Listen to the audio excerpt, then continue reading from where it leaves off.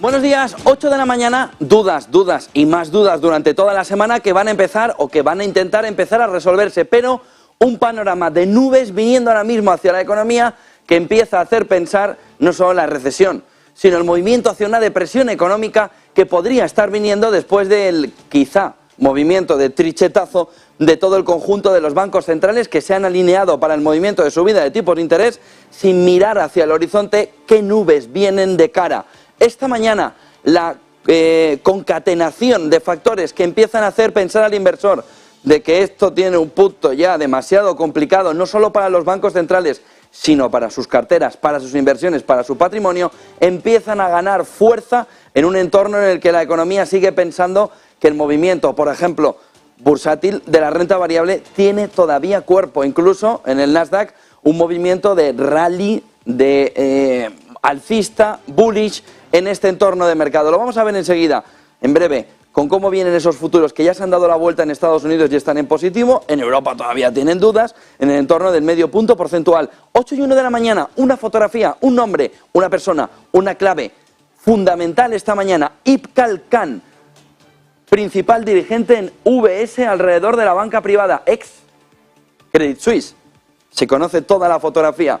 Lleva una semana recorriendo gran parte del mundo para analizar qué está sucediendo con los banqueros, con las inversiones de Credit Suisse, quienes ya los considera parte de UBS. Sobre todo en Hong Kong, Ibn Khan lo que ha estado analizando es toda la fotografía de cómo el banco suizo, Credit Suisse, a la hora de ser adquirido ya por UBS, tiene problemas de salida de capitales. ¿Hasta qué punto un mensaje, y luego entraremos en España, está calando entre los banqueros de Credit Suisse, que es que UBS ya está encima de la mesa? UBS es la solución de todos los problemas por la posición de liquidez, por la posición de liderazgo, por la posición que tiene ahora mismo UBS. Por lo que, pero claro, se le están empezando a juntar los problemas. Por lo que UBS empieza el movimiento para evitarle al gobierno suizo, a Europa y al conjunto del sistema financiero ese gran problema que ahora mismo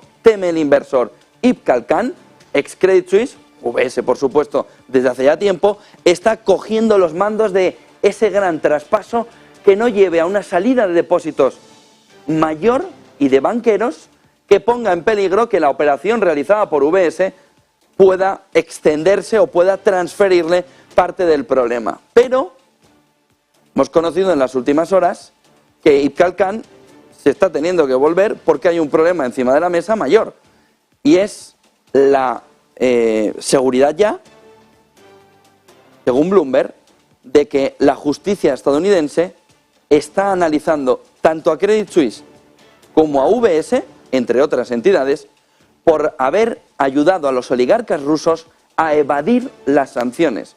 De tal manera que Ibn Khan, que se ha pasado una semana liderando ese proceso de fusión entre Credit Suisse, antiguos compañeros, y UBS, su propia compañía, ha llegado a un momento en el que el principal problema ya no es Credit Suisse, sino todo lo asociado a la posible investigación con sanciones por haber ayudado a los oligarcas rusos a evadir las sanciones. De tal manera que le pone encima de la mesa otro problema a Ibn Khan. Viniendo a España, que hay una jugada peligrosa para todas las partes, Singular Bank compró UBS, lo que quedaba de UBS se fue a Singular Bank, se fueron yendo los últimos, Carlos Domínguez que comentamos, que había marchado a Safra Sarasin poniendo punto y final a todos los banqueros que ya decían, nos hemos ido. Una parte de UBS, de banqueros, se fue a Credit Suisse. Ahora la fotografía era Singular Bank, lo normal es que compre UBS / Credit Suisse. Sobre todo porque tiene 3 años de no competencia de UBS en España. ¿Qué es lo que ha sucedido cuando Ibn Khan ha hablado con la gente en España de Credit Suisse? Y eso se lo podemos contar en exclusiva aquí en Negocios Televisión. Lo que ha hablado Ibn Khan es que se olviden de cualquier cosa. Que ahora mismo Credit Suisse se llama UBS. Y que los banqueros, bienvenidos otra vez a UBS. Y que UBS en España ya existe. Y está en el barrio de Salamanca. De tal manera que le está queriendo hacer Ibn Khan, principalmente porque no le da importancia, la cama a Javier Marín, con un problema añadido que se llama Warburg Pincus. ¿Quién puede comprar? 4 opciones ahí encima de la mesa: Singular Bank, Deutsche Bank, que ya estuvieron en la compra de UBS, pero el problema principal no está en quién lo quiere comprar, sino en si no quiere vender. El mensaje que le ha transmitido a los banqueros de Credit Suisse Ibn Khan directamente, lunes y miércoles en conversaciones con los banqueros de España, es que no se va a vender a Singular Bank, que saben que habrá una demanda, pero básicamente lo que ha dicho Ibn Khan es: ¿quién es Javier Marín? ¿Quién es Singular Bank? ¿Qué es eso? Mi gran problema ahora mismo es la no salida de dinero ni de banqueros de la entidad. ¿Quieren demandar? 3 años. Tenemos para ir jugando el juicio, y cuando pasen 3 años, la no competencia se acabó. Y a partir de ahí, Ibn Khan vuelve con UBS a España en el entorno de Credit Suisse. Eso es lo que Ibn Khan le ha transmitido a los banqueros de Credit Suisse en España. Bienvenidos a UBS. Y no vamos a tener en la cabeza la venta, sino la defensa centímetro a centímetro de cada uno de los clientes de Credit Suisse en España, que ahora mismo son UBS. Y Singular Bank, te vuelvo a recordar que tienes aquí un acuerdo de no competencia que te está fumando. Le han dicho los banqueros de Credit Suisse en España, algunos ex-UBS. Y Ibn Khan le ha dicho que se está recorriendo el mundo y que solo tiene un objetivo: defender cada cliente de Credit Suisse como cliente de UBS. Y eso no excluye a España. Y que ahora mismo en su cabeza para nada está la venta de Credit Suisse ni a Singular Bank, ni a Deutsche Bank, ni a Pepito de los Palotes. Y otra de las frases es la que les he dicho: ¿quién es Javier Marín? Que le dijo Ibn Khan al conjunto de los banqueros de Credit Suisse en España. Clave fundamental en el sistema financiero, pero no la más importante a global, sobre todo la de España, pero no la más importante a nivel global. Porque 2 cuestiones nos asaltan esta mañana. Miren este gráfico, que nos apunta cómo esta mañana se empieza a ver el próximo gran problema en Wall Street. Se lo veníamos contando desde hace semana y media, ahora ya la fotografía es que acaba de estallar. Son esos activos comerciales, oficinas, en el balance de los bancos, que está haciendo más fuga de depósitos en un entorno donde solo en Estados Unidos 186 bancos pequeños o medianos están al borde de la quiebra por la depreciación de activos. Tienen 2 billones depreciados en sus activos y que tienen que intentar solapar, que tienen que intentar cubrir. ¿Pero qué están viendo? La conjunción de que en los bienes raíces comerciales, clave fundamental, junto con la depreciación de los bonos que quieren llevar a término las entidades, pero que no les aguantan hasta término si hay una salida de liquidez, nos lleva a que esos bienes raíces comerciales, que ya han sufrido mucho desde la pandemia, con trabajadores que no quieren volver a sus oficinas, sino que quieren sí o sí una mezcla entre teletrabajo y oficina, que lleva a las empresas a decir: me sobra cuánto de todo lo que tengo, cuántos metros cuadrados de mis oficinas ahora mismo me sobran, más el repunte de los despidos tecnológicos en Estados Unidos, 90.000, sobre todo desde el inicio del año, lleva a que los bienes raíces comerciales solo tienen que ir, no hace falta que se vayan a Estados Unidos. En Madrid, que al lado de estos estudios que están en el centro de Madrid, caminen un poco, o pueden caminar un poco y ver ya grandes locales comerciales, todos en alquiler, en una fotografía muy similar a la de 2008, cuando el movimiento de oficinas, de locales comerciales, estaba anticipando una recesión muy profunda. Oiga, que no estamos en recesión, ¿y por qué está todo cerrado? ¿Y por qué hay tantos locales grandes cerrados? No solo en Estados Unidos, en Europa también. La fotografía ya es, vamos antes, ahora entraremos en este gráfico, vamos a la clave de los bienes raíces. Fíjense, porque el valor de los inmuebles comerciales ya se ha contabilizado en Estados Unidos, en 12 meses ha caído un 25%, con un nivel muy similar en el conjunto de Occidente, es decir, en Europa sobre todo.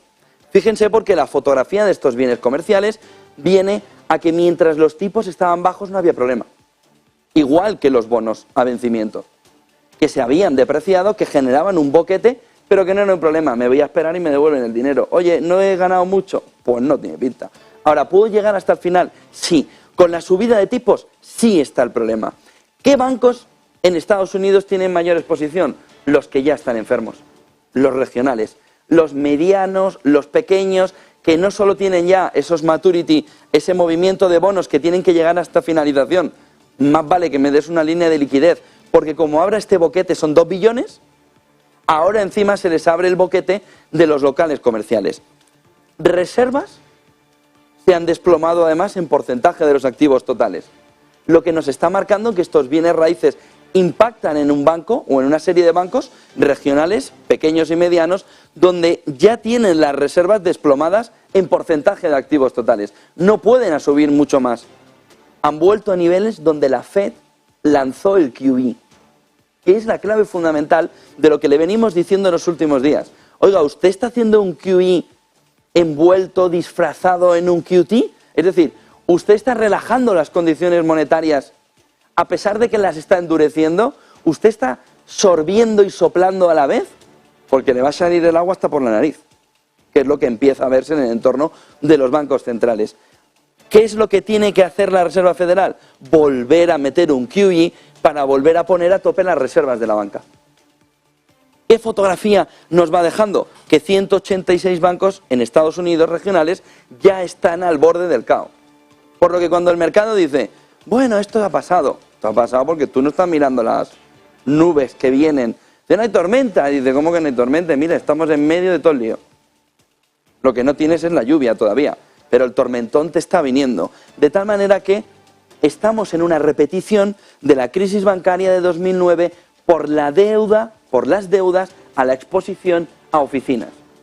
Este tema, que ya le empezamos a contar hace una semana y media, ha ido cogiendo cuerpo, lo va a coger más durante los próximos días. Miren el gráfico ahora sí, de cómo ese valor de los activos inmobiliarios comerciales está completamente desbocado a la baja en un entorno ya muy parecido al de los tiempos del coronavirus, cuando no tenía nada que ver con la situación actual. En las oficinas, el movimiento de caída está alertando que la banca regional tiene ahora mismo otra llegada de golpe directamente al riñón, buscando más pérdidas en el balance. De tal manera que dice, oiga, es que no pasa nada, porque le van a dar una línea de liquidez los grandes. Los grandes le dan una línea de liquidez a los medianos y pequeños porque no quieren comerse el marrón. Y prefieren tener ese problema fuera que empezar a verlo dentro. Pero la realidad es que el mercado está viviendo de espaldas a una entrada a la crisis del 2009 prácticamente ya similar, también en activos que se van depreciando. Hay que añadir los bonos, por supuesto, por la subida de tipos, pero sobre todo los activos comerciales nos están anticipando la llegada de una recesión profundísima y donde la crisis financiera va a ser también otra vez protagonista 15 años después. Ya le contábamos el otro día, no es casualidad que vuelva a haber 15 años después una crisis financiera, sino que los propios bancos centrales / las élites ven con muy buenos ojos poder llevar a la población esta moneda digital, mírala qué bonita, te va a resolver todos tus problemas financieros.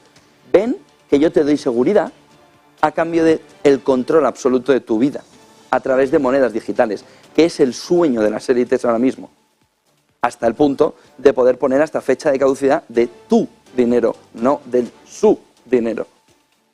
Por lo que todo el movimiento de volver a tener una crisis financiera puede no estar forzado en un plan, puede no estar forzado, pero ya que viene aprovechémoslo.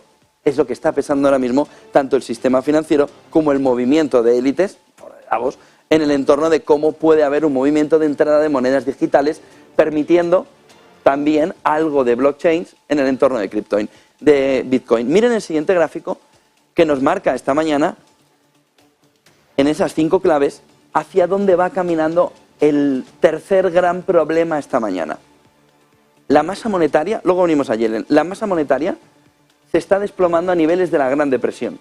Desde 1960 que tenemos datos de cómo la masa monetaria se está desplomando, el último dato es del 1,7 de caída, se va viendo cómo la M3 y la M2 va desplomándose en el camino de que cada vez menos masa monetaria acude en el mercado como no tenemos datos hasta la Gran Depresión, lo que están viendo los analistas es que una vez pasado 1960 hay que irse a la comparación de lo que sucedió en la caída de la masa monetaria en 1929, conduciendo a Estados Unidos no a lo que decía Powell en la reunión del miércoles.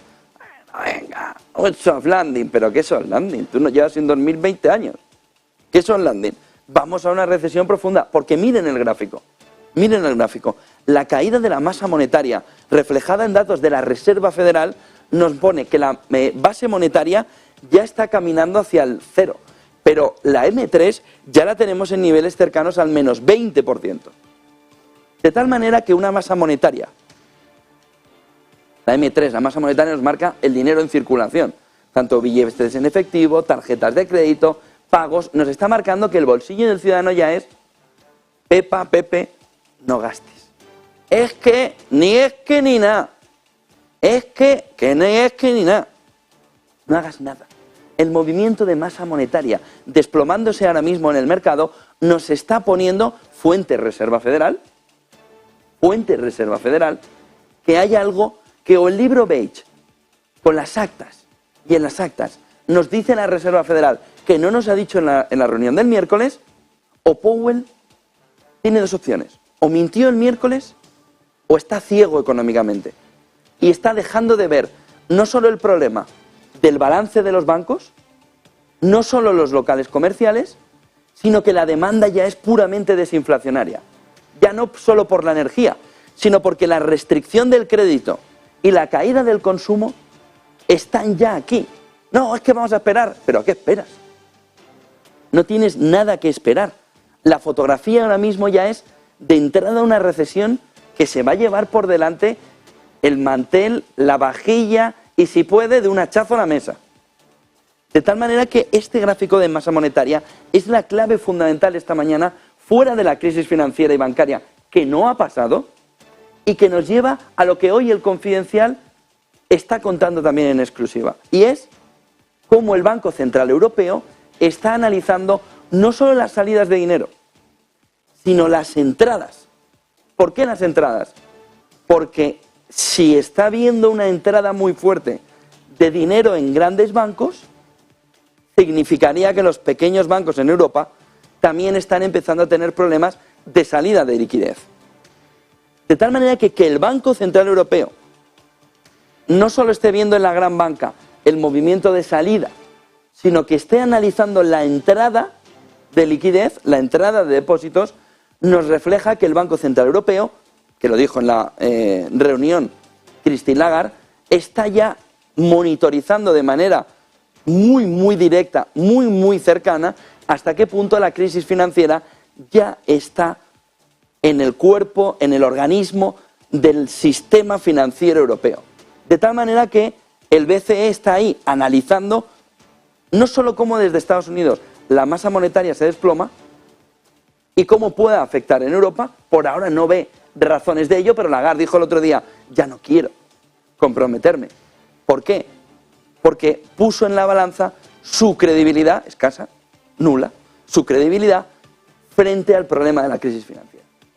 Y lo que está haciendo ya es analizar de manera muy detenida hasta qué punto, frente a un mercado que va a otra cosa, hay una crisis financiera que amenaza con llevarnos por delante. Volvamos a las claves. Ojo con este gráfico de masa monetaria que nos está reflejando que es que ya estamos ahí, que falta la chispa de la explosión, que ya la tuvimos hace 2 semanas con Silicon Valley Bank. ¿Y todo esto cómo le llega? A Janet Yellen, ella hace una comparecencia cada 6 meses, hizo Senado, ayer hizo Congreso. En el Senado fue la famosa frase en el que Powell debió mirar si tenía el dato del mercado delante.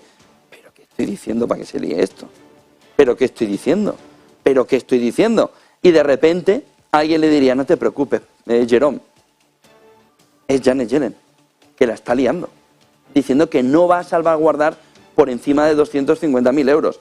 Y no es que se pierda el dinero por encima de 250.000 euros, es que una empresa no piensa en particular, piensa en empresa, que ahora mismo tiene el banco 2 millones de euros en Estados Unidos, en un banco pequeño, Comerica, Shop, Western Alliance, PAC, dice, perdón, que tú de 2 millones, el 10%, espera, este dinero se me marcha, por lo menos lo que está por encima de 250.000 euros, a un JP Morgan, a un Bank of America, que no me va a dar el problema de no dormir todos los días. ¿Qué hizo ayer Janet Yellen? Hablarle a esos. Tomaremos medidas anticontagios si son necesarias. Oiga, ¿qué más medidas tiene que tomar ante una crisis financiera que empieza a ser prácticamente calcada a lo que se vivió en 2009 con diferentes tipos de activos? Subprime, bonos. Locales comerciales, locales comerciales. En esa fotografía, ¿qué queda? ¿Impagos por parte de los hipotecados? Vamos a esperar en el año.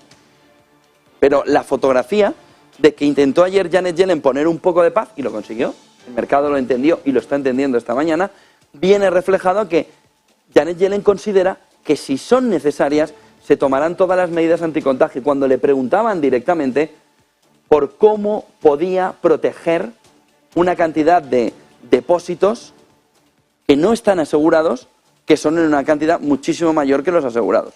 Luego entramos en un gráfico que lo refleja perfectamente. Capítulo despidos, capítulo sueldos. Capítulo despidos. Accenture, 19.000 empleados. Ya no 5.000, ya son. Ni 4.000, ni 1.000, ni 500. 19.000 en los próximos 18 meses. El 2,5 de la plantilla. Accenture, con una base tecnológica muy potente, de consultoría, con las empresas tecnológicas diciendo aquí no vengas. ¿Por qué? Porque estoy despidiendo. ¿Efecto contagio? Pues ya me pongo yo también a despedir. 19.000 en todo el mundo. Después de presentar un aumento de los ingresos de más del 1% en el 2022. Pero cara B de la moneda, a los que tengo, los tengo que mantener subiéndole el sueldecillo. Primark se elevará entre un 19 y un 23% el sueldo en los próximos 3 años. ¿Me responden ustedes cuánto va a subir la inflación en ese entorno en los próximos 3 años? El otro día conocíamos una pequeña encuesta, pero de una base muy amplia, que decía, ¿cuánto? Conocer que tu trabajo, tu puesto de trabajo es indefinido, y ustedes me dirán, indefinido, si a todo el mundo lo pueden echar en cualquier momento. ¿Cuánto que tu puesto de trabajo sea indefinido ha elevado tu gasto? Entre 1.800 euros en España y 2.400 euros al año. Solo el hecho de saber que tu contrato, aquí en la mano, pone indefinido. ¿En qué contexto tu conocimiento previo de que en los próximos 3 años no solo eres indefinido, sino que te suben el sueldo entre el 19 y el 23%, lanza el gasto hacia arriba? Primera conclusión del 19 al 23%. ¿Cuánto me ha subido la hipoteca? Bueno, depende, ¿no? 150.000 euros, pues 400 eurillos. Pero si lo tengo amortiguado. ¿Cuánto me puede subir el año que viene? Va a quedarse un poquito más. Si lo tengo amortiguado, vamos a gastar. La fotografía de la dicotomía empresarial que va mirando los bancos centrales, de por un lado, sí, despido, 19.000, un 2,5 de la plantilla, pero ¿y qué pasa con los que se quedan en Accenture? ¿Cuál es el movimiento al alza de los salarios? En un entorno donde en todos los sectores, pero cogemos hoy la última, que es Primark, le sube entre el 19 y el 23, consumo discrecional, está undervalue, infravalorado, ahora mismo en Morgan, en Goldman, en Bank of America, en casi todas las grandes casas, y sin embargo la subida de sueldo prevista a 3 años es del 19 al 23, prácticamente un cuarto del sueldo arriba. ¿Cuánto va a subir la inflación en ese entorno? Y si la media está en el entorno del 11 o el 12%, ¿cómo van a contener la inflación? Pero la culpa ya no es de Putin, energéticamente, que está desplomándose el precio del petróleo. La culpa es principalmente de la segunda, tercera, cuarta, quinta, igual que los paquetes de sanciones, derivadas de la subida salarial. Este movimiento para retener, porque lo que en el fondo tenemos, pero los bancos centrales están obviando en toda esta fotografía, es una presión demográfica salvaje, que es la clave fundamental de que yo a corto plazo necesito despedir, pero a largo plazo necesito retener. ¿Y cómo retengo? 19 al 23%. Primark en 3 años. ¿Quién se va de todos esos? Están ahora mismo encantados. Por lo que ese movimiento del 2 al 3% negado en repetidas ocasiones por Jerome Powell de objetivo de inflación se lo va a tener que repensar. Porque va a ser muy complicado devolver la inflación a tasas de las últimas décadas en un contexto donde demográficamente el mundo ha cambiado. Donde la caída poblacional, salvo en Estados Unidos, en Occidente, pero en China, nos está marcando que la base laboral solo se va a mantener en la retención del talento en el modelo Primark. Más y más y más subidas salariales, más y más y más inflación estructural, subyacente. ¿Qué van a hacer los trabajadores de Primark? Gastar. ¿Que me lo aseguras? Del 18 al 23, trae para acá. Y ahora vamos a comprar. Y ahora vamos a gastar. Y ahí está el movimiento inflacionario que pese al M3, pese al movimiento que se percibe de entrada en recesión, nos está marcando que las empresas necesitan perder margen de beneficio a costa de no perder talento en subida salarial.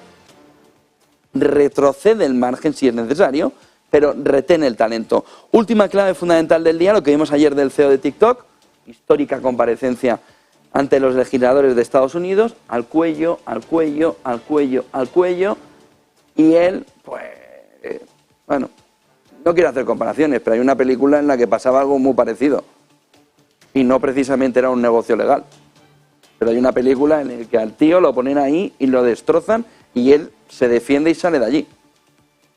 Era de otra época, de los 50.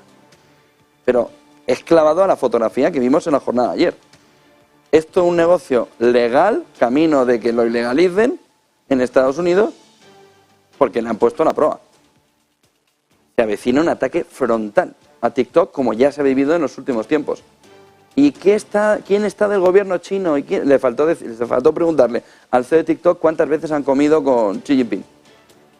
¿Cuántas veces habéis comido? Escuchen cómo defendía la posición de TikTok y su independencia respecto al gobierno chino en una declaración que va a ser histórica en el tiempo. Escuchen. States of America can be protected here. Congresswoman, I have seen no evidence that the Chinese government has access to that data. They have never asked us. We have not provided. Well, you know what? I find that actually preposterous. I have looked in. I have seen no evidence of this happening. And in order to assure everybody here and all our users, our commitment is to move the data into the United States to be stored on American soil by an American company, overseen by American personnel. So the risk will be similar to any government going to an American company asking for data. Sin querer defender al Mr. Show hombre, los mismos congresistas deberían contestar dónde están los datos de los europeos, ¿no? Han tenido que llegar a un acuerdo de urgencia con Europa porque Europa iba por las tecnológicas en el sentido de, oye, ¿dónde están los datos de los europeos? Almacenados. Ahora ya parece que se ha solucionado la situación, pero ¿cuántos años han estado los datos de los europeos en manos de las tecnológicas caminando hacia Estados Unidos? Por defender a Mr. Show, que ni sí ni no, da lo mismo. La cuestión es, esos legisladores están aplicando una ley del embudo poco así. Bienvenido a la libertad que yo te dejo tener. Bienvenido al país de la libertad, pero a la libertad que yo te permito. ¿Qué es lo que está reflejando la posición y la fotografía de ayer? Guerra Fría. Esto podría haber sucedido perfectamente si hubiese estado más desarrollada y más globalizada la economía en tiempos de la Guerra Fría, con empresas que tendrían o que pudieran haber tenido el respaldo de Rusia en el entorno de Guerra Fría. Ya estamos en la Guerra Fría. Y la conclusión de esa comparecencia del CEO de TikTok ayer es que precisamente el entorno económico es de Guerra Fría total, hasta el punto que a nivel empresarial se percibe que se está intentando desde cambiar hábitos hasta espiar a través de una aplicación que es el fondo de todo lo que intentaban buscar ayer los legisladores estadounidenses, en una comparecencia que ya les digo que va a ser histórica. 8:30 de la mañana, queda media hora para cerrar esta semana Powell, en la que hemos visto que no hay reparos en la subida de tipos de interés, aunque se te esté desplomando el sector financiero. Y sin embargo, el mercado, el inversor, lo está viendo con buenos ojos. Eva Villanueva, desde Asia, ha venido con un pelín de tensión. Europa ha reducido un poquito la tensión y los americanos, futuros me refiero, ya empiezan incluso a estar en positivo. ¿Qué está sucediendo en la cabeza del inversor esta mañana? Pues sí, efectivamente es verdad que venimos de una semana vertiginosa, de otra que tampoco es que nos diera ni un ápice de relajación, y en el centro de todas las miradas están esas declaraciones, esas idas y vueltas en ese trasfondo sobre la crisis financiera y los ecos de cómo se vaya a representar, junto con las presiones que hay en los mercados internacionales y con los grandes asuntos internacionales centrando la posición de los grandes actores. ¿Qué está pasando en Asia? En una jornada en la que, por cierto, preparados, vamos a conocer una batería de datos de PMI adelantados. Ya tenemos los de Japón. Hoy el índice Nikkei en Tokio ha retrocedido un 0,13% y son los bancos los que han protagonizado en la sesión. Es verdad que en otros momentos de la sesión han registrado caídas más abultadas. Finalmente, Mitsubishi Financial se ha dejado el 1% y en el caso de Sumitomo los retrocesos se han reducido al 0,13%. Vemos entre los protagonistas títulos como las automovilísticas con movimientos fuertes, el 4% con el que sube, las tecnológicas con Toshiba subiendo el 4% y Nintendo que retrocede ese 0,38%, mientras que Advances retrocede el 0,50% y SoftBank 0,24%. A grandes rasgos, el PMI, la actividad privada en Japón, anuncia crecimiento, arroja ese crecimiento del 51,9, es decir, avanza esa economía nipona y además la actividad crece por tercer mes consecutivo en las empresas, pero hay expansión en servicios, contracción en la manufactura y, eso sí, relajación en esos datos de precios, en la inflación, que ha reducido ese camino al alza con respecto al dato previo. ¿Qué hemos visto en el Hansen de Hong Kong? Retrocesos del 0,69%, ayer se anotaba fuertes ganancias, impulsado por la tecnología, y hoy, eso sí, aguanta la tecnología, el tecnológico avanza un 0,49%, pero el comportamiento es muy dispar. Tencent avanza 0,54%, Alibaba pierde el 1,54% y Baidu subiendo ese 2,78%, mientras que vemos entre otros mercados el índice en Shenzhen como cae el 0,64%. Veremos a ver lo que da de sí la sesión, en la que, por cierto, vamos a tener que atender al comportamiento un día más del sector bancario en una jornada en la que Citi además ha rebajado su posición en bancos y eleva tecnológicas por esa, dice que la rápida respuesta de las autoridades a los acontecimientos no ha conseguido calmar al mercado. Veremos a ver cómo cotiza esa sesión con ese consejo, entre otros grandes expertos de Citi. Gracias, Eva Villanueva. 2 últimas horas y entramos con gráficos en esta mañana en la que Medvedev siempre quiere una parte de protagonismo y hoy lo vuelve a tener. Acaba de comunicar, acaba de asegurar que las tropas rusas podrían tener que avanzar hasta Kiev o incluso Leópolis. Dice, en palabras textuales, aquí no se puede, en la guerra de Ucrania, no se puede descartar nada, y está amenazando: si hay que llegar a Kiev, entonces hay que ir a Kiev; si hay que llegar a Leópolis, entonces habrá que ir a Leópolis. Medvedev esta mañana indicando que si tienen que llegar para ganar la guerra de Ucrania hasta Kiev o a Leópolis, lo harán, pero que van a ir a donde tienen que ir. Ojo a las palabras de Medvedev, que suben la tensión otra vez esta mañana en torno de una guerra de Ucrania que nunca ha perdido en el fondo la tensión, ni tan siquiera en los últimos días, en ese movimiento en el que dice que no se puede descartar nada por el lado de Rusia. Y en la parte geopolítica, pues el otro protagonista también en los últimos tiempos está siendo Corea del Norte. Un nuevo dron submarino con capacidad nuclear de Corea del Norte tendría suficiente alcance, está diciendo un funcionario de Corea del Norte, tendría capacidad suficiente para atacar todos los puertos de Corea del Sur, y cuando se lanza desde bancos comerciales podría llegar incluso a bases estadounidenses en Japón y Guam, por si querían un poquito más de tensión, de ración de tensión esta mañana, está comentando un funcionario y también un experto surcoreano en el entorno de ese nuevo dron submarino de Corea del Norte. El vehículo probado se movió a una profundidad de 80 a 150 metros en el mar de Japón durante 59 horas y 12 minutos. Se ha desarrollado ese dron desde 2012, dice Corea del Norte. Ha pasado más de 50 pruebas en los últimos 2 años, 29 de ellas bajo la supervisión personal de Kim Jong-un. Dice Pyongyang que ese nuevo dron submarino tendría la capacidad de atacar no solo a Corea del Sur, sino también las bases estadounidenses de Japón y de Guam. Como ven, 2 movimientos de tensión esta mañana desde Rusia y Corea del Norte. El otro punto fundamental se llama Block esta mañana. Hindenburg, este movimiento que vemos desde hace un tiempo, que empezó con Adani, con el indio, y que ahora ha querido vamos a ver el gráfico, ha querido atacar también a Block, una compañía del ex consejero delegado de Twitter, de Jack Dorsey, que le ha metido este meneo a la cotización. ¿Qué hace Hindenburg? Buscar el beneficio en posiciones cortas después de sacar a la palestra una información que pone en peligro a la compañía. Es decir, ¿qué busca Hindenburg en su research? Hindenburg Research busca dilapidar parte de la fotografía que tiene la compañía de cara al inversor para que el valor caiga, como ha sucedido en Block, en la compañía de Jack Dorsey, y a partir de ahí coger el beneficio entrando en corto en la compañía. Es decir, es parte implicada.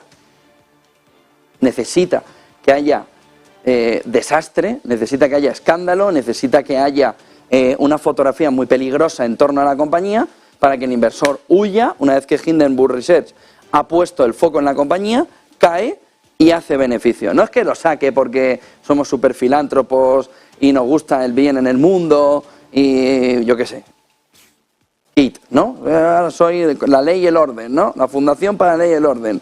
Pues no, no es la Fundación para la Ley y el Orden, es la Fundación para el trinque personal.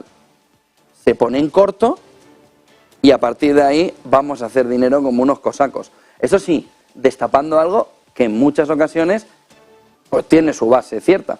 Luego hay que demostrarlo. ¿Qué es lo que va a hacer Block? Una demanda que lo van a dejar tibios. ¿A quién han trincado por el camino? Miren el siguiente gráfico. A Cathie Wood, que está en todas estas últimamente. Estas son las posiciones que tiene también en su ARK Innovation, y ayer le meten 2 misilazos económicos en la línea de flotación, que son Block a través de Hindenburg Research, y que es Coinbase, aquí lo tienen, a través de una investigación del gobierno norteamericano por posibles comportamientos que no le terminan de gustar. El regulador investigando a Coinbase, caída de Coinbase, caída de Block. Fíjense dónde están. 1, 2, 3, el cuarto y el quinto. Si encima coges a Roku, que estuvo en Silicon Valley Bank como una de las que tenían más dinero dentro de Silicon Valley Bank de efectivo, 2.000 millones, pues fíjense el movimiento, el ojito que tiene, es Cathie Wood. Pero con Coinbase y Block en una situación muy complicada para ARK Innovation, ese ETF, donde las 10 principales posiciones, 2 le metieron ayer un leñazo descomunal y la otra, en este caso, es Roku, que también estuvo en el caso o en el entorno de Silicon Valley Bank. Miren el siguiente gráfico que nos marca esta mañana el movimiento de Cocos, este famoso movimiento de bonos, buscando la renta fija corporativa en el sector bancario, que bueno, son los bancos, son cíclicos, todos a los bancos, y ahora que ya están todos en los bancos, los cocos diciendo riesgo, riesgo, riesgo, ¿no? La alarma está roja, bim, bim, bim, bim, bim, en formato cocos, una vez que la banca patrimonial, sobre todo la norteamericana, ha estado diciéndonos cíclicos, cíclicos, bancos, bancos, cíclicos, cíclicos, ahí machaconamente, y ahora decimos, no, está ahí riesgo. Y dice, que quieres volver a comprar, ¿no? Ya te mola, ¿no? Ahora ya me lo hundes y vuelves otra vez al movimiento de subida. Un movimiento que dice, ustedes han estado recomendando estos, que no estaban viendo lo que iba a suceder con esos bonos hasta llegar al maturity, esos bonos que tienen que llegar a vencimiento, no lo estaban viendo ustedes, pero no tienen los mejores analistas del mundo, o juegan a favor de corriente. Y en este movimiento de cocos de subida, el movimiento de riesgo en el que dice, aparta de mí ese cáliz. Oye, si me lo estabas vendiendo hace 2 semanas, como un bellaco. Esto es lo bueno, esto es lo bueno, esto es lo bueno, esto es lo bueno. Banca, bonos corporativos, si haces el mix, te sale allí un cocidillo espectacular para el viernes. Y ahora, 2 semanas después, no. Oiga, pero ustedes qué análisis hacen. O ustedes, ¿por qué nos quieren manipular en el análisis? Para el beneficio. ¿Cuántos cocos en todo este movimiento? ¿Cuántos bonos? ¿Cuánta renta fija se puede ahora empezar a comprar desde el suelo, es decir, gap, es decir, beneficio. Miren el siguiente gráfico que nos marca también esta mañana la fotografía de distintos sectores que nos marcan transporte, consumo discrecional. Oiga, que esto, hoy volvemos a estar en positivo, pero que es que la fotografía sectorial en 4 sectores clave dentro del S&P 500 nos está marcando ya, fíjense, el movimiento de pico-retroceso. Aún podían haberlo puesto más aquí, pero el comportamiento es movimiento de que aunque el índice arriba nos está marcando hacia arriba, en una situación bullish, los sectores ya están diciendo, espera. Que aquí ya hay undervalue, mucha parte sectorial en el S&P 500. Miren el siguiente gráfico que nos marca también esta mañana los depósitos inseguros frente a los que no tienen seguro frente a los que tienen seguro. Los que no tienen seguro, como se pueden imaginar, son estos. ¿Y qué ha sucedido sobre todo desde 2020? Que han crecido los que no tienen seguro. Vinculados sobre todo a tecnológicas, vinculados sobre todo a un entorno más Silicon Valley, frente a esos entornos de depósitos seguros que vemos todavía, hasta 250.000, que están marcando un gap. ¿Están saliendo? Claro que están saliendo. Miren, el movimiento. ¿Hasta dónde van a ir? Vamos a ver. Estos no lo pueden asumir y la gran banca siempre gana. ¿A dónde van esos depósitos? A la gran banca. ¿Qué va a hacer la gran banca? Reforzar capital. Con la llegada de esos depósitos para decir, oiga, no te preocupes, fíjate, no te preocupes, que te presto, banco mediano, te presto, porque en el fondo tengo el respaldo de los depósitos tuyos que se vienen a mí. Oiga, qué buenos son estos bancos norteamericanos, los 3 mosqueteros que decíamos a principios de semana, junto con todos los amiguetes, eran 11 bancos los que entraron, sobre todo en First Republic, que han puesto 30.000 millones por el bien de todos los norteamericanos, estadounidenses. Y dicen, no, que son unos listos. Han trincado toda la salida de depósitos no asegurados y con ese dinero han dicho, te presto una línea de liquidez para que no quiebres esperando a que me venga el resto y a que no me pongas un problema sistémico. Miren el siguiente gráfico que nos marca también esta mañana el movimiento de reservas que ya podrían haber empezado a ver. Todos esos analistas que nos decían sector cíclico, banca, sector cíclico, banca. Oiga, es que en enero del 2022 el movimiento de retroceso de los depósitos ya era salvaje. Esta pendiente de la curva es mayor que la actual. Aquí en enero, cuando nos recomendaban banca, ya había un agujero creándose alrededor de unos movimientos de esos bonos que tenían que llegar a vencimiento que estaban depreciando el activo. Es decir, que ya había un movimiento de salida de depósitos. En enero del 22 ya se empezaba a ver la disminución en una pendiente mayor a la de enero del 23. Banca. Movimiento de subida de tipos. Oiga, ¿ustedes no veían que se estaba depreciando? ¿Dónde? En los pequeños. Largos, la azul, y todo el movimiento de masa monetaria asociado a ellos y al movimiento de subida de tipos de interés. Miren el siguiente gráfico. Pero que, oiga, es que ahora nos despertamos con qué ha pasado esto. ¿Cómo que ha pasado esto? Ustedes ya lo sabían.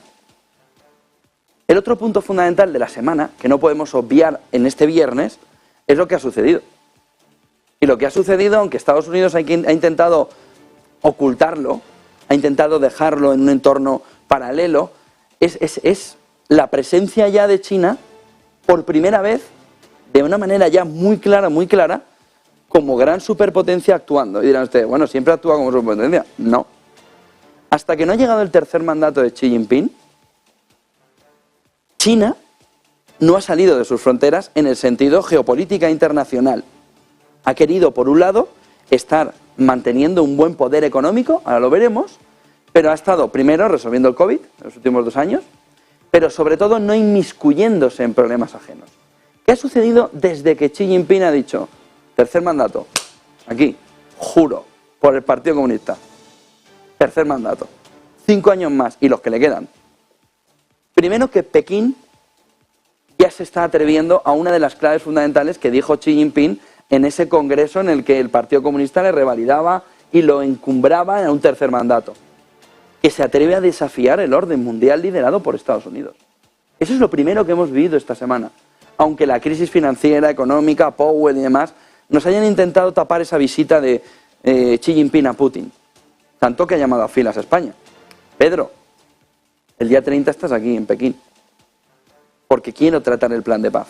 Y Pedro volando para allá, pero más rápido que en el Falcon. Pedro Sánchez, el presidente español. La clave fundamental es cómo China esta semana ha empezado a asustar el liderazgo de Estados Unidos. Y dirán, ¿y esto qué tiene que ver con la economía? Mucho. Fíjense. Primero se atreve a desafiar el orden mundial liderado por Estados Unidos. ¿Qué significa? Que va a plantear un orden mundial paralelo, el de su bloque, con reservas de oro, fuera de las monedas fiat, en un entorno de crecimiento de entornos donde Estados Unidos va perdiendo su poder. Lo vemos enseguida. Estaría aquí. ¿Qué ha conseguido? Algo histórico, que solo había conseguido históricamente Estados Unidos en los últimos 100 años. La distensión en las relaciones entre Arabia Saudí e Irán.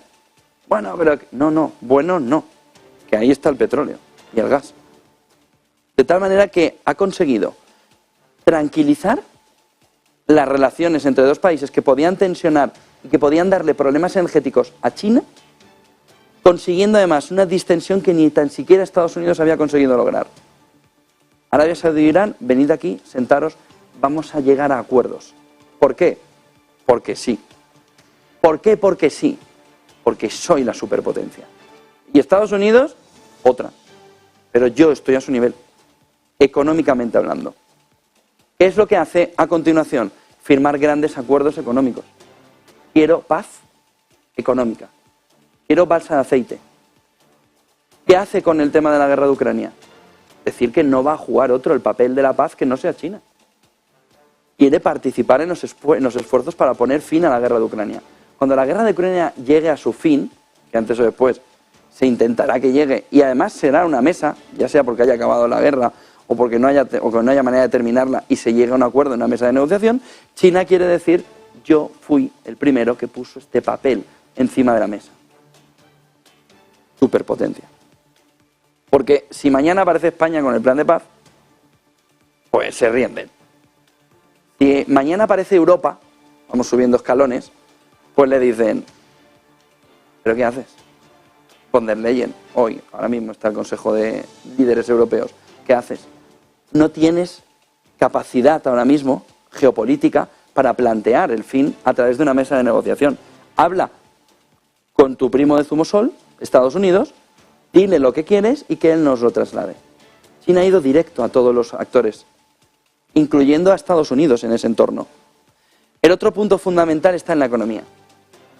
¿Por qué China se mueve como superpotencia a desafiar el orden mundial que Estados Unidos propone y a buscar la paz en distintas regiones en lo económico, buscando lo económico? Tiene la ruta de la seda en América Latina, África y Sudeste Asiático con cientos de miles de millones en inversiones. Y ojo, como ahora es una superpotencia imperialista, tiene que protegerlas.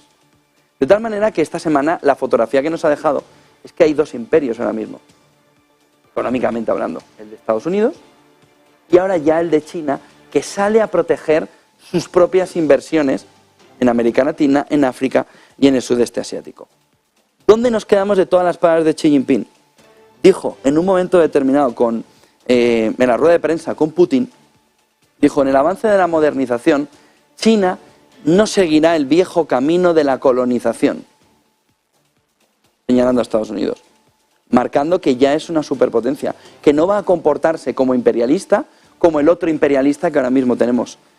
El camino de la colonización no seguirá el viejo camino de la colonización y el saqueo. En un mensaje claro a América Latina, a África y al Sudeste Asiático. Sus inversiones, su imperio, en el sentido económico. Es que un imperio de la manera actual, pero intentando colonizar económicamente todos estos escenarios. Otra cosa es que lo esté consiguiendo. O que quienes están allí le vayan a permitir conseguirlo, pero por intención que no sea. Ni el retorcido camino emprendido por algunos países para buscar la hegemonía una vez que se hacen fuertes. Ya nos hemos hecho fuertes y no vamos a buscar la hegemonía mediante la imposición. No sé si tenemos un gráfico más, pero ojo con el capítulo de la superpotencia. Damos un vistazo a gráficos y nos vamos enseguida a ver la fotografía en esta mañana, volviendo a uno de los tres temas principales antes de claves que veíamos, la M2, antes veíamos la M3. Fíjense el movimiento de la M2, fíjense el movimiento del Bitcoin. Es otra de las claves fundamentales esta mañana. El movimiento en amarillo del Bitcoin creciendo en las últimas semanas frente a la caída de la M2, de esa masa monetaria ante crisis financiera, ante crisis bancaria, ante entrada en recesión, buscando refugio ¿dónde? Donde los bancos centrales no puedan meter la zarpa, en ese camino de crecimiento del Bitcoin. Miren el siguiente gráfico que nos está marcando también cómo, este es un gráfico de Robin Brooks, de IF, que nos marca que Estados Unidos tiene menos dependencia en el crédito en el sistema bancario, sobre todo por la fortaleza, más del 50% que tienen otras instituciones, entornos también gubernamentales, mutualidades, asegurados y sectores no financieros. En azul sería el sector bancario. Frente, miren el siguiente gráfico, a lo que sucede en el conjunto del sistema financiero a nivel internacional. Mayor dependencia, pues incluso en China, en un entorno donde, fíjense dónde está Estados Unidos, no tiene precisamente la mayor dependencia, de tal manera que ahí es donde el inversor dice, antes o después, Janet Yellen puede poner pie en pared para ayudar, aunque haya dicho que no. Miren el siguiente gráfico, que nos marca también esta mañana algo que habíamos dejado en las últimas semanas y que se nos acaba de actualizar. El movimiento de la flota oscura de Vladimir Putin, de Rusia, en negro, frente a la caída de los oligarcas, navieros, griegos, que cada vez tienen menos barcos. Qué casualidad. Cada vez tienen la naviera en Grecia, con sus oligarcas griegos, menos barcos frente a Putin y Rusia, que precisamente sube prácticamente en la misma proporción, si además le sumamos a esos comerciantes del petróleo, a esos 6 nuevos reyes del petróleo que le presentábamos esta semana. Ese movimiento de bajada de Grecia, de los oligarcas griegos, navieros, frente a la flota oscura de Vladimir Putin. Miren el siguiente gráfico, que nos marca también esta mañana cómo la caída del precio del petróleo suele ir acompañada, cada vez que se rompe un soporte, de un entorno de algún anuncio, dice IF, alrededor de un recorte de la producción. Noviembre del 22, la OPEP dice que reduce la producción, todo parece indicar que va a subir, vuelve a caer el precio del petróleo. Rusia dice que en marzo para toda la producción, saben que esta semana ha dicho no, hasta marzo no, hasta verano, ya no solo en marzo. Y sin embargo el precio del petróleo continúa caminando de una manera natural, donde el G7, donde Europa, donde Estados Unidos no ha tenido las narices de llegar a un tope al petróleo ruso, donde sí se le hiciera daño precisamente a Rusia. Si el precio camina a los $60 y Rusia ya está anunciando que tiene que reducir el porcentaje de descuento allí donde vende China, India, Turquía, es precisamente porque se está acercando al precio que les decimos desde hace meses y meses y meses, y que el G7 en su valentía no ha tenido la suficiente valentía como para llegar. $30. Si sois tan como tiene que ser, $30, un 3 y un 0. Métele $30 y verás tú si dejas tiritando a Vladimir Putin en los ingresos del petróleo. ¿Qué está haciendo? Y además, si quieren tener alguna clave más de por qué tiene que ir en 30, porque no son capaces de ver econométricamente dónde está el precio entre precio de producción y costes, lo está viendo. Cuando el precio está cayendo al entorno por debajo de los 80, al entorno de los 70, y el descuento en algunos entornos es de $35, ¿a dónde se está yendo el tope? ¿A dónde se está yendo el precio? Perdón, a donde debería estar el tope. El Brent de los Urales camina o aquí abajo, sobre todo con grandes compras de India o China, o al entorno de los 40. Y aquí ya se acerca peligrosamente. Y aquí Rusia ya sí que dice, somos muy amigos, pero el porcentaje de descuento, el descuento, te lo voy a reducir sí o sí. En un entorno en el que ya estoy llegando a estar a mi límite. Pero no han tenido las narices en Occidente de llevarle al extremo. Y al extremo es $30. Y $30. Y $30, si es que no había otro camino. Lo que pasa es que era mejor mirar hacia otro lado. 8:54, Eva Villanueva nos trae enseguida los titulares del día.